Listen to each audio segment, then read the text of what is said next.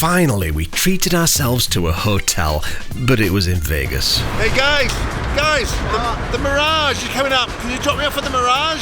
Come on, the casino. O'Hara's. Maybe you drop me off there. Where do you want to drop down? Anywhere there's a casino. Casino Royale, we'll drop you off there. Casino Royale. Oh.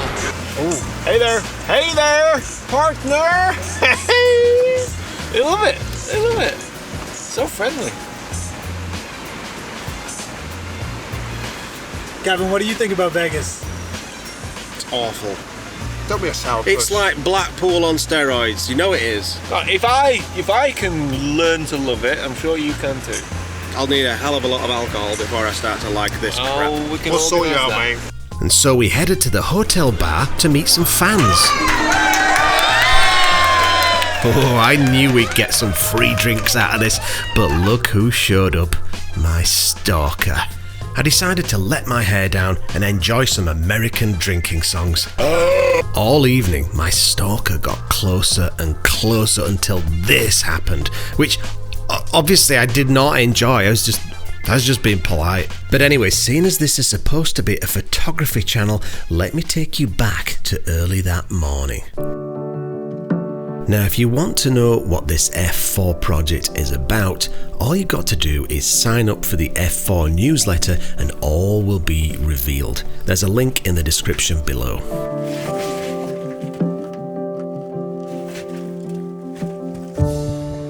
Well, this vlog is turning into a story about persistence, because guess what? I'm back at this big stone arch again. I just couldn't resist it. I really enjoyed that composition that I set up last night, but the light it didn't excite me. Even though I quite like the shot that I ended up with, there's always that feeling that it could be better. So Adam and I have climbed back up this mountain and got back up to this overlook, and we're trying again for a sunrise so that the light comes from a completely different angle. And actually I think it's a little bit more pleasing, but what a shocker, 0 clouds. And we really wanted clouds. So we're going to stick around, hope for the best. There was a big difference yesterday from the time that I set up to the time that I gave up. There was quite a big change in the cloud patterns, so you never know what could happen. Once that sun pops up, things start to change. So we're going to give it at least a couple of hours, camp out on this spot and just see what happens. But I've got a lovely composition, very, very similar to what I got last night, with the arch in the right of my frame, and then in the left of my frame there's the mountains trailing off into the distance. And I just love that whole mixture. And again, as I've mentioned before in this vlog, I like that contrast between that bizarre green and this red rock. So yeah, I think this could turn out to be a rather good shot if the light does something. You probably can't see in this little picture here, but there's a big horned sheep just over there, prancing about, putting on a bit of a show. I think it might be a ewe. I've got the long lens, so I'll try and zoom in and see if I can get a good bit of high quality video footage for you.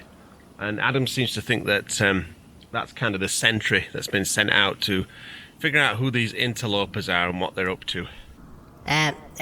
Excuse me? Don't worry, we're just taking pictures. No. Oh, go on, I got my long lens. Well, I don't know, I'm kind of shy. Well, I'm going to make you look really cool. Well, I don't know. Me? You can make me look cool? Oh yeah, just get in position there. Well, okay then. Well, I've always wanted to get a shot from over here. You like that? Yeah, just move back a bit. Yeah, is this enough? Keep going. Alright, how's that? Oh, I feel a bit self-conscious now. Oh, God. Well, if you're not going to take this seriously. Are you paying attention or not? Well, you're being a bit... No? Right, okay, I'm off back to work. No, you've come had on. your chance, forget it. Ugh. What an attitude. These sheep were nothing like the ones you get in Scotland. Mind you, I did get a really good shot, so keep watching. I'll show you that in a bit. So after that nice performance by that bighorn sheep, I've come back to my arch, got back in my cave, and look at this lovely bit of glow on these peaks here. The clouds aren't really up to much, and it's contrail central because Las Vegas is right in that direction, but I can figure that out, I can clean that up.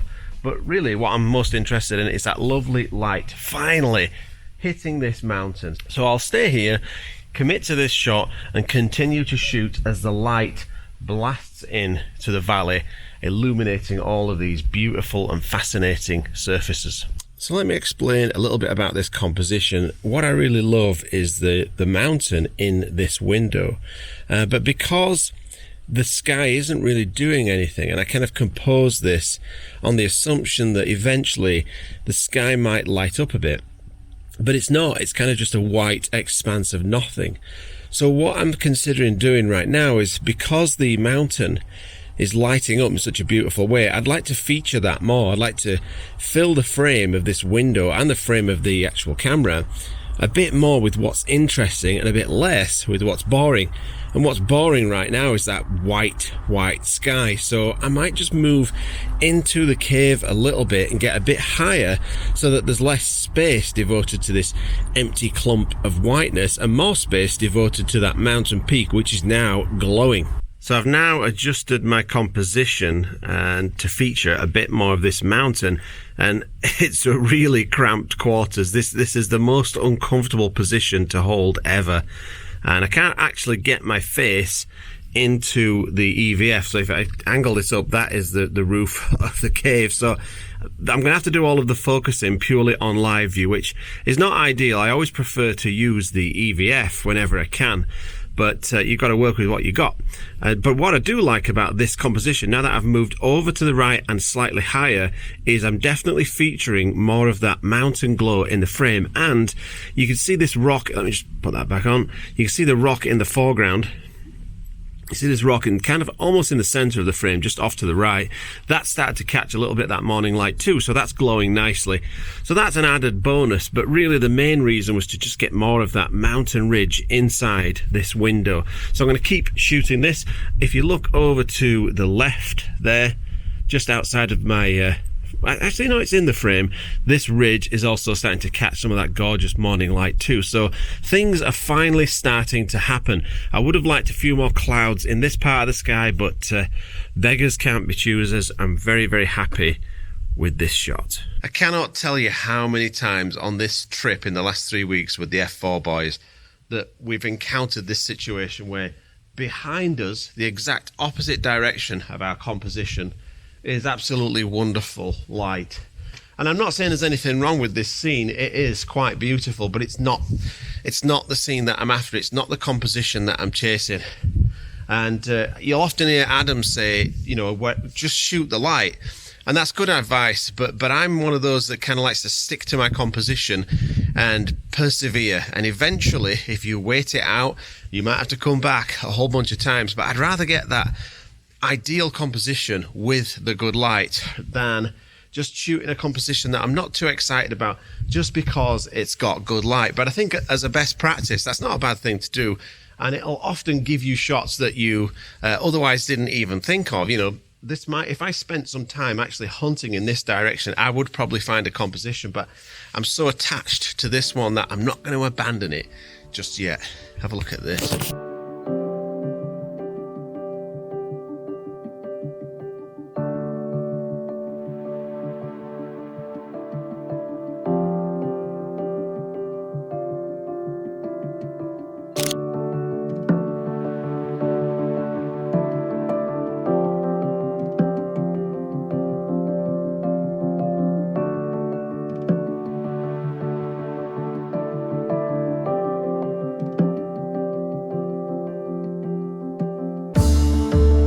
Well, I know I said I was happy with the shot, but oh man, that boring blue sky. And I could have easily done a sky replacement, but where's the fun in that? I mean, I'd rather just go back and try again. And I thought I'd also show you a clip of the outside of the arch, just to give you an idea of the scale and the positioning. So even though I didn't get a killer shot, it was still a brilliant way to start the day in one of the most beautiful places on Earth. Oh, just when I thought we were going to leave, Adam's found a cave and he's in his element. He's getting all excited, so... I found a cave. Because you found a cave. Alright, I guess we're sticking around then. Just for 5 minutes. Did you bring coffee? No. So what have you found, Adam? What's caught your eye? Rocks. Lots of rocks. I like rocks. I don't know. It's more about the composition than anything else. I love these rocks in the foreground, but then you got the contrasting, these kind of bluey green. What are they, like little desert shrubs? I don't know what kind of shrub they are. And there's some great diagonal lines coming down. I don't know. It just has a nice. It's simple. It's graphic. Yeah, I like it. You think that's cool? So cool. So you think that's cool? Well, you got the rock, and then you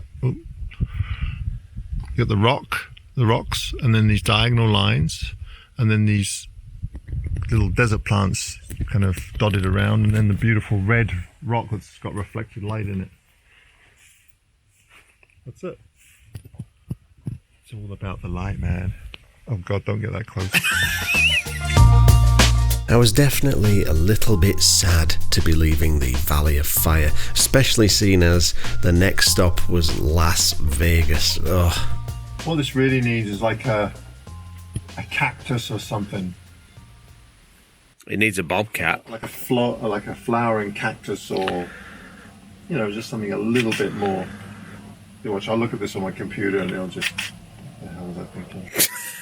2 sunrises, 2 sunsets in Valley of Fire State Park. What do you think?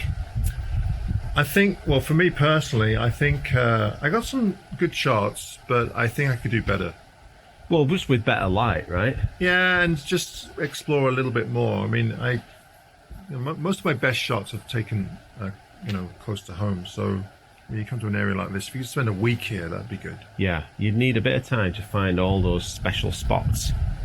So those of you that live in the Las Vegas area, you should really spend more time here. Yeah, or don't, because then you'll have way better shots than we do. But I think overall, as a park, a state park, this rivals anything like that you get in Utah. I would say that this rivals Arches National Park. Oh, ooh. Yeah, Would you? I would, because you don't see that many shots of this. It's a bit undershot, which is a bit strange for the United States. I don't see that many killer images from this place, and I don't understand why. People will go all the way to Utah, they'll hike for miles and get the same old shot as everybody else, but how often do you see this shot pop up? Well, maybe you have to work a little bit harder here, because it is difficult. Yeah. I feel like, these mountains in the distance here have untold riches. If we were to get hiking up there and look down into the valley, and what I do like is all these roads that snake through.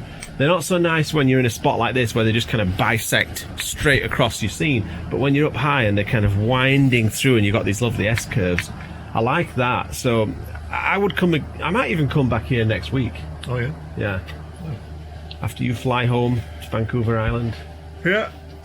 I think the highlight for me this morning though was just seeing those big horned sheep. Yeah, they were good. Did you get a good shot? Okay. I got a good shot.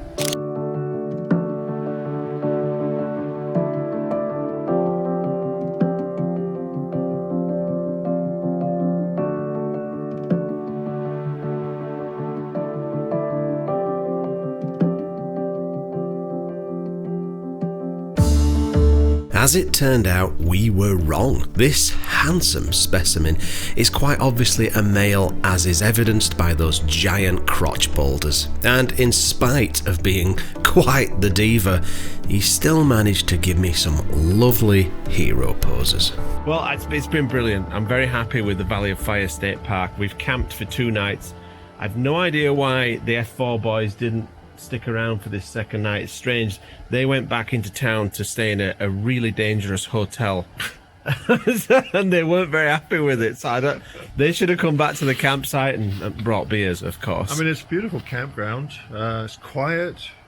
I don't know. Yeah, it was a bit nippy, but it was freezing in the morning. But overall, a brilliant experience. But I think it's time to head out of the park, and we're pretty desperate for a hot coffee, so shall we climb back down? Yep. Alright, we're going to climb all the way back down, and there is the plunder bus in the distance there. Not too far, 10 minutes? Nah, no problem. Bye.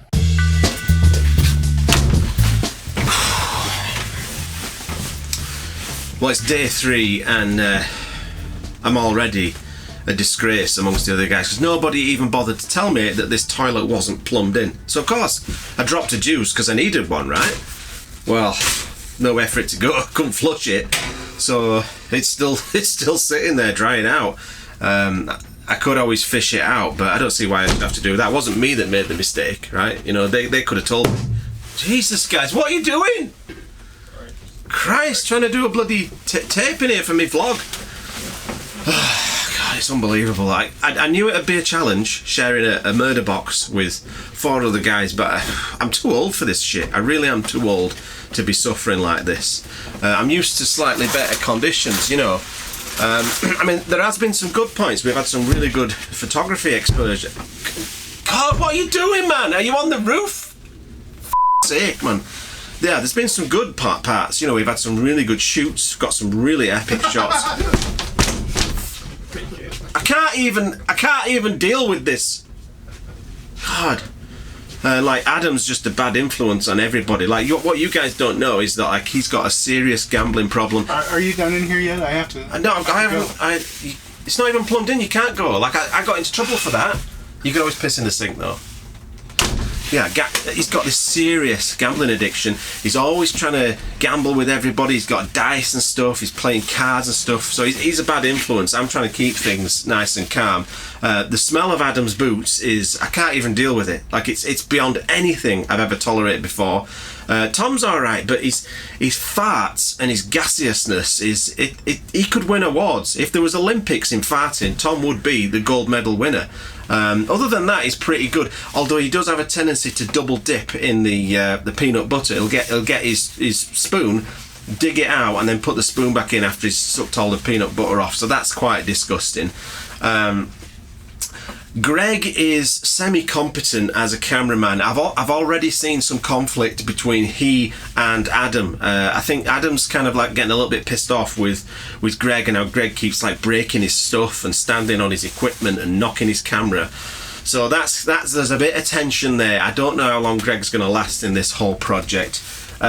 Nick he likes to cook on the scuttle, and every now and then we actually do get a good breakfast, but like it's quite heavy American food, and I'm feeling a bit bunged up. I could do with like some Asian food or some salad, because I need to be made.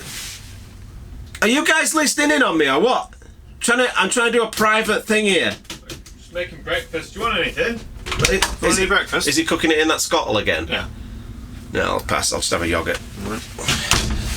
Yeah, it's so that, you know, we're arguing about meals and diets and stuff like that, so that's a bit of a challenge. But Coffee? oh yes, please, yeah, milk. But one of the good Sugar? no, I don't do sugar. No, one of the good things about Tom is he's really on top. 2% or half and half? Full percent, please. Full percent. Yeah. Coffee, full percent. One of the good things about Tom, though, is he's usually on top of the coffee situation, and I require a lot of coffee, so I'm quite happy with that. But like I say, it's only day 3. God knows where we'll be by day 7, and this is a 3-week trip, so I just really miss me cats.